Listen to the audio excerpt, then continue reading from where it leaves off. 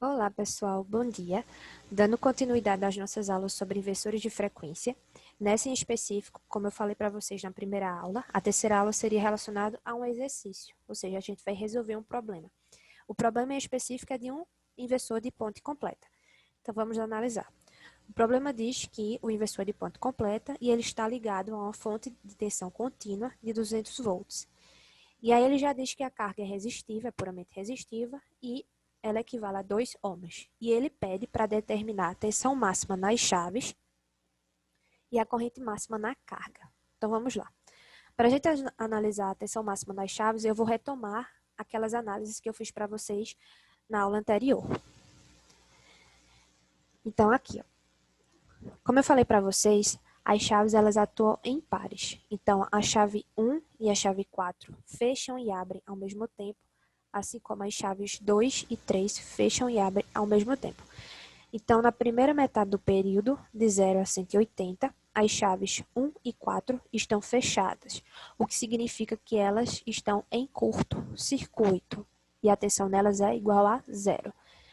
Desse modo, né, em consequência a isso, as chaves 2 e 3 estão abertas e em paralelo com a fonte, o que diz, né, que as chaves 2 e 3 estão em 200 volts, a tensão delas. No restante do período, né, de 180 até 360, as chaves 1 e 4 agora estão abertas e as chaves 2 e 3 agora estão fechadas. O que significa? Significa que as chaves 2 e 3 agora estão em curto-circuito, ou seja, sua tensão é zero, e as chaves 1 e 4 estão abertas, o que significa que estão em paralelo aqui, ó, com a fonte, e sua tensão é de 200 volts. Então, vamos lá. Percebam que, como eu falei para vocês, elas atuam aos pares, né? Então, a chave 1 e 4 começam em zero, né? De 0 a 180 estão em zero, porque são em curto-circuito, estão fechadas. E de 180 até 360, elas estão abertas. Ou seja, a tensão máxima nelas aqui é de 200 volts. Já o outro par, né, são as chaves 2 e 3, elas começam em 200, né, porque estão abertas, justo porque essas aqui estão fechadas, e depois elas fecham aqui, ó, de 180 até 360, elas fecham e se tornam um curto-circuito. Então, a tensão máxima que essas chaves devem suportar é de 200 volts.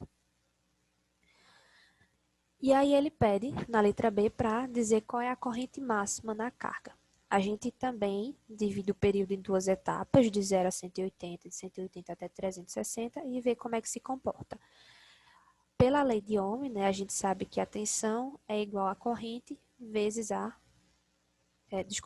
tensão é igual à resistência vezes a corrente. Então, como eu sei que a tensão nesse primeiro ciclo aqui, na carga, está em 200 volts, então eu divido 200 por 2, que é a resistência aqui da minha carga, que vai dar uma corrente de 100 amperes, positiva, ó. Por isso que ela começa aqui, ó. Por que positivo, Romana? Eu prefiro analisar que a corrente sai aqui pelo terminal positivo da fonte, chega aqui, ó, no positivo da resistência.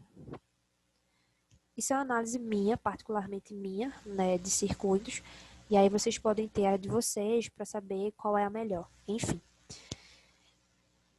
E aí, fazendo uma lei de Kirchhoff, a gente pode sair daqui, ó, sai daqui, entra pelo terminal positivo, então eu considero positivo, e aqui entra pelo terminal negativo. E aqui a fórmula fica assim, ó, fica desse mesmo jeito.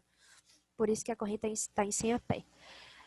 Nessa segunda metade do período, né, continua pela lei de Ohm, e aqui a corrente vai ser menos 200 dividido por 2, que vai dar menos 100 A.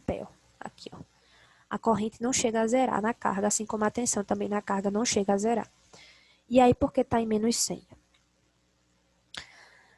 Percebam que vem daqui, ó, sai pelo terminal positivo, mas entra aqui no terminal negativo do resistor. Como eu falei para vocês, isso é uma análise particular minha, né? E aqui, ó, a tensão na carga fica entre 200 e menos 200. Então é isso, pessoal. Qualquer dúvida que vocês venham a ter, podem deixar nos comentários, viu?